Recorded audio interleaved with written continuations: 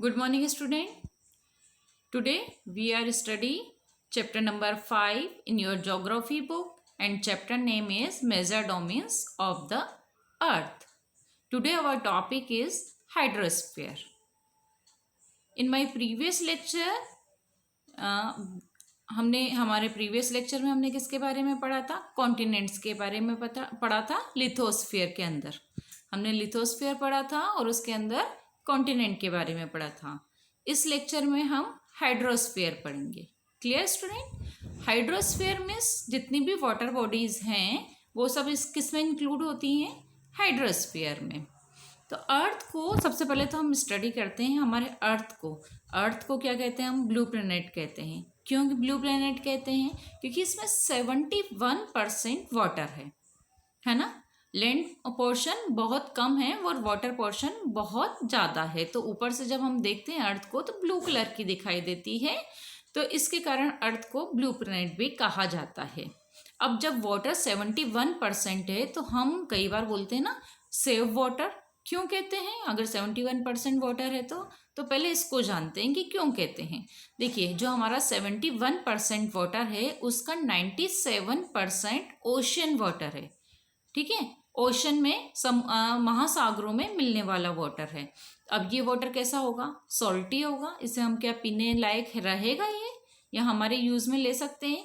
नहीं ना। सॉल्टी होने के कारण 97% वाटर तो हम यूज़ में ले ही नहीं सकते। प्लस इसके अलावा भी एक लार्ज अमाउंट ऑफ वाटर जिसमें है आइस शीट और ग्लेशियर में है। जितने भी ग्लेशियर हैं और आइस शीट के रूप में जो भी जमा हुआ है उसके अलावा वो वाटर एक लार्ज अमाउंट में है। इसके बाद बचा हुआ ओनली 0.03% जो है वो फ्रेश वाटर अवेलेबल है। अब ये किस फॉर्म में? रिवर में, लेक के रूप में। जितने भी हमारा ड्रिंकिंग वाटर है वो ओनली कितना परसेंट है? 0.03%। तो इसीलिए वाटर 71% होने के बाद अर्थ को हम ब्लू प्लैनेट कहते हैं, लेकिन फिर भी हम बोलते हैं सेव वाटर, क्योंकि ड्रिंकिंग वाटर जो है हमारा वो ओनली 0.03% है हमारे पास अवेलेबल। इसीलिए हम लोग कहते हैं सेव वाटर, और वाटर को हमें बचाना चाहिए। Clear student? देन हम इससे आगे स्टडी करते हैं। अब हमने ओशन की बात की है ना। तो हमारे जो ओशन हैं वो कितने हैं? मेजर जितने ओशन हैं वो हमारे पास 5 मेजर ओशन हैं। Pacific ocean, Antarctic ocean, Atlantic ocean, southern ocean and Indian ocean. Clear student? मैंने 5 के यहाँ पर नाम लिख रखे हैं। अब देखिए, ये हमने इसके प्रीवियस लेक्चर में भी पढ़ा था, स्टडी किया था। अब पहले हमने इसको कॉन्टिनेंट के थ्रू देखा था। इसी डायग्राम में कॉन्टिनेंट देख रहे थे। अब हम इसमें ओशियन सर्च करेंगे, है ना। तो अब ओशन देखते हैं। यहाँ पर देखिए, सबसे पहले आपको क्या दिख रहा है? Pacific ocean. दोनों साइड पर देखिए, इस डायग्राम के दोनों साइड पर पैसिफिक ओशन लिखा है। तो पैसिफिक ओशन सबसे बड़ा हम बोल सकते हैं कि ओशन है। अगर देखिए, ये अर्थ है, अर्थ कोई चपटी है क्या? नहीं ना, राउंड में है। मीन्स दोनों साइड से ये पैसिफिक ओशन क्या होंगे? जॉइंट होंगे। तो ये जॉइंट होने पर वो जो ओशन रहेगा वो पैसिफिक ओशन रहेगा। उसके बाद अटलांटिक ओशन आपको दिखाई दे रहा है। उसके बाद इंडियन ओशन उसी लाइन में दिखाई दे रहा है। ऊपर अगर आप देखेंगे नॉर्थ पोल की तरफ तो आर्कटिक ओशन दिखाई दे रहा है, और साउथ पोल की तरफ अगर देखेंगे आपको तो सदर्न ओशन भी आपको दिखाई दे रहा है। तो इस तरह से 5 मेजर ओशियन हैं जो कि अर्थ पे हैं। इस चैप्टर में अभी हम इस लेक्चर में इन्हीं के बारे में स्टडी करने वाले हैं। Clear student? अब हम 1 बाय 1 एक ओशन को लेते हैं। ठीक है, तो अब सबसे पहले हम लेते हैं पैसिफिक ओशन।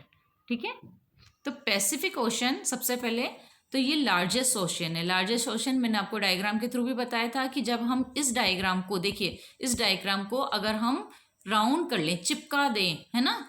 अगर इस डायग्राम को हम चिपका दें इस राउंड में तो एक बड़ा पार्ट आपको पैसिफिक ओशन का दिखेगा। ठीक है, तो सबसे लार्जेस्ट ओशन हमारा कौन सा है? पैसिफिक ओशन है। Clear student? है ना। देन मेरीना ट्रेंच जो कि है, मेरीना ट्रेंच एक आप ये मान सकते हैं कि ओशन के अंदर एक बहुत बड़ा गर्त सा है, एक गड्ढा सा है उस गड्ढे में अगर आप सोचो माउंट एवरेस्ट को भी अगर आप इसमें वो करना चाहो तो वो भी उसमें समा जाए।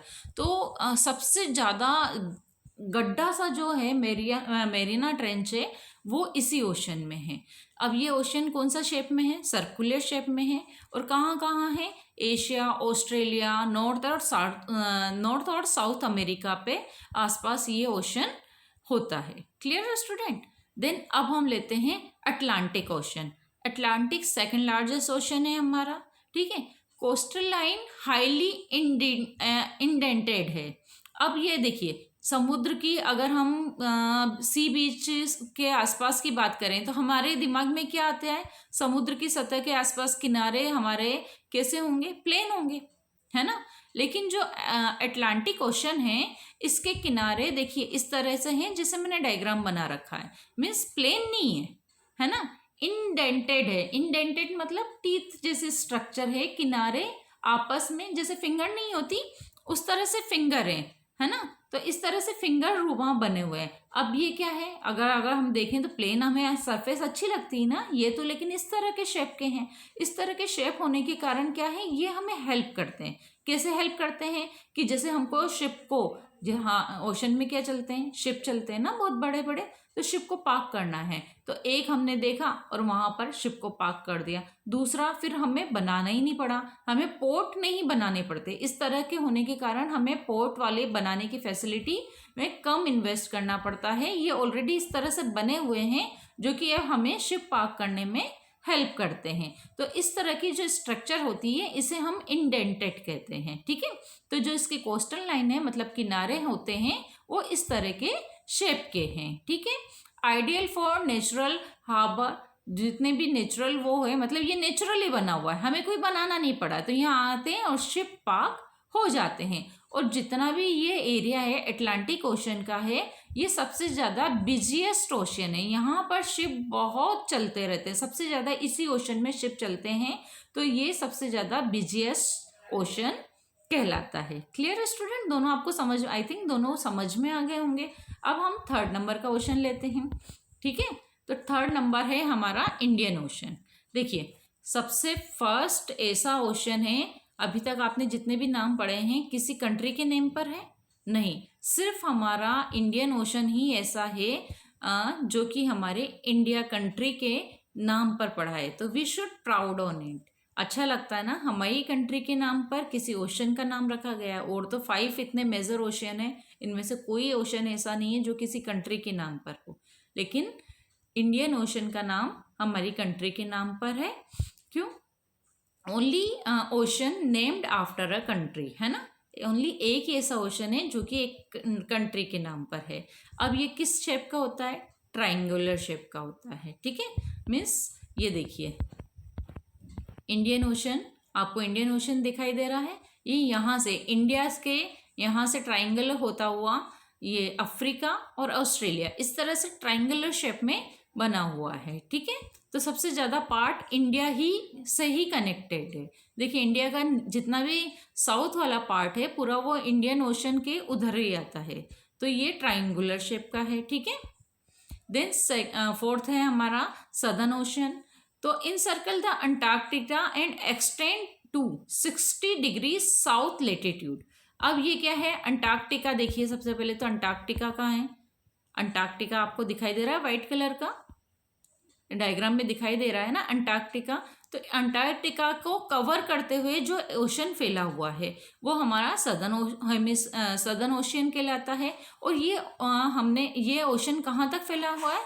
60 डिग्री तक, है ना। अंटार्कटिका के जहाँ पर हमने डिग्री बना रखे हैं ये आपको मैं पहले ही पढ़ा चुकी हूँ। तो जब ये इस तरह से बने हुए हैं लॉन्गिट्यूड और लॉटिट्यूड पे हमने डिग्री से इन्हें बनाया है, तो जितने ये कहाँ तक फैला हुआ है? 60 डिग्री तक फैला हुआ है। Clear student? Then last ocean हमारा बचता है आर्कटिक ओशन। आर्कटिक ओशन कहाँ फैला हुआ है? नॉर्थ पोल की तरफ फैला हुआ है ना। It is located the Arctic circle. Arctic जो सर्कल है उसके चारों तरफ आर्कटिक ओशन फैला हुआ है, connected with the Pacific ocean. अब देखिए बेरिंग इसे कहते हैं। 2 मिनट, इसे दोबारा मुझे बताना पड़ेगा। ये देखिए आर्कटिक ओशन ऊपर दिखाई दे रहा है ना। ये एक पैसिफिक ओशन से नेरोजन से कनेक्टेड है। एक पतली सी आर्कटिक ओशन और पैसिफिक ओशन कुछ पतला सा एरिया कनेक्टेड है जिसे हम बेरिंग कहते हैं। क्लियर? तो जहाँ आर्कटिक ओशन और पैसिफिक ओशन एक शैलो वाटर से कनेक्टेड है, वहाँ मतलब बीच में जो इनके बीच जो पानी है इतना ज़्यादा गहरा नहीं है जितना हर जगह है, तो एक उस जगह को क्या कहते हैं हम? बेरिंग कहते हैं। क्लियर? तो अभी तो ये हमने ओशन के बारे में पढ़ा था, और किसके अंदर पढ़ा था हमने स्टडी किया? हाइड्रोस्फीयर के जगह। तो अभी तक हमने 2 स्फीयर पढ़े हैं, लिथोस्फीयर, लिथोस्फीयर में हमने कॉन्टिनेंट्स पढ़े हैं, और हाइड्रोस्फीयर, हाइड्रोस्फीयर में हमने क्या पढ़ा है? ओशंस के बारे में। क्लियर? देन हम पढ़ते हैं एटमॉस्फेयर। आई थिंक एटमॉस्फेयर आप सभी बहुत अच्छे से जानते हैं। What is atmosphere? Earth is surrounded by a layer of gases, it's called atmosphere. Earth चारों तरफ से गैसेस की लेयर से घिरी हुई है, उसे हम क्या कहते हैं? एटमॉस्फेयर कहते हैं। आई थिंक आपने प्रीवियस क्लासेस में भी पढ़ा होगा, 4th में 5th में पढ़ा है ना इसके बारे में, है ना? तो देन अगर मैं आपसे पूछूं what is the composition of the atmosphere, then आप इजीली बता देंगे ना क्या होती है? बहुत सारी गैसेस होती हैं। नाइट्रोजन कितने % होती है? 78% इसमें नाइट्रोजन होती है, 21% इसमें ऑक्सीजन होती है, और 1% में अदर गैसेस आती हैं। अदर गैसेस में क्या क्या आता है? कार्बन डाइऑक्साइड आता है, helium, hydrogen and water vapour भी इंक्लूड होता है। तो ये सब किस में आता है? 1% में आता है। ठीक है, ये इतना तो हमने पढ़ा है प्रीवियस क्लास में। थोड़ा सा नया क्या पढ़ते हैं कि जो हमारा एटमॉस्फेयर है ना, ये भी 5 लेयर्स में डिवाइडेड है। ये थोड़ा सा इस क्लास के लिए न्यू है ना? तो अच्छा लगेगा इसको समझना। तो पहले थोड़ा सा इसके बारे में जान लेते हैं। एटमॉस्फेयर हमने जाना हुआ है, तो किस तरह से 5 लेयर है इसकी, इस डायग्राम के थ्रू जानते हैं। देखिए, सबसे पहले जो ग्रीन कलर में आपको दिखाई दे रहा है, ये क्या है? हमारी अर्थ है, और इसके चारों तरफ जितनी भी लेयर्स हैं, ये क्या किसकी लेयर है? हमारे एटमॉस्फेयर की लेयर है। क्लियर? तो एटमॉस्फेयर की इस तरह से अर्थ को चारों ओर घेरे हुए लेयर्स होती हैं। ठीक है, तो अब ये कितनी लेयर्स होती हैं? 5 लेयर्स होती हैं। सबसे पहली वाली लेयर्स जो अर्थ के सबसे नियर है, वो कहती है ट्रोपोस्फेयर। क्या कहलाती है? ट्रोपोस्फेयर। फिर स्ट्रेटोस्फेयर्स, ट्रोपोस्फेयर्स के ऊपर कौन सी लेयर होती है? स्ट्रेटोस्फेयर्स। फिर मेसोस्फेयर्स होती है, थर्मोस्फेयर्स होती हैं, और लास्ट वाली लेयर रहती है एक्सोस्फेयर।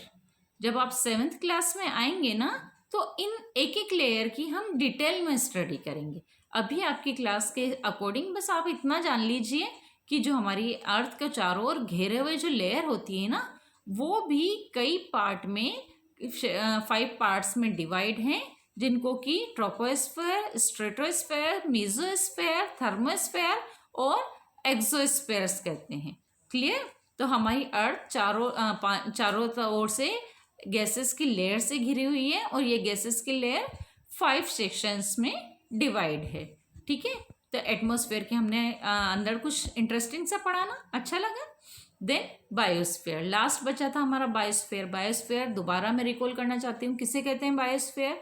जहाँ पर पे लैंड भी हो, है ना, वाटर भी हो और एयर भी हो, means lithosphere, hydrosphere and atmosphere, तीनों जहाँ अवेलेबल रहेंगे उस पोर्शन को हम क्या कहेंगे?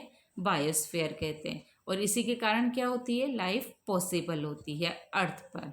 All the living organism include humans are linked to each other and to the biosphere for survival. अब जितने भी लिविंग ऑर्गेनिज्म हैं एक दूसरे से कनेक्टेड है ना, और ये सब मिलकर क्या बनाते हैं? बायोस्फेयर को सर्वाइव करने के, ये सब बायोस्फेयर में सर्वाइव करते हैं, और आपस में लिंकेड होकर ही हमारी लाइफ पॉसिबल होती है। कोई भी सेपरेट नहीं रह सकता। ठीक है, तो लैंड भी हमारे लिए ज़रूरी है, वाटर भी, एयर भी, और जितने एनिमल्स, प्लांट्स और ह्यूमन बींग्स सभी आपस में एक दूसरे से अटैच हैं, लिंक्ड हैं, है ना, और तभी हमारी लाइफ पॉसिबल हो रही है।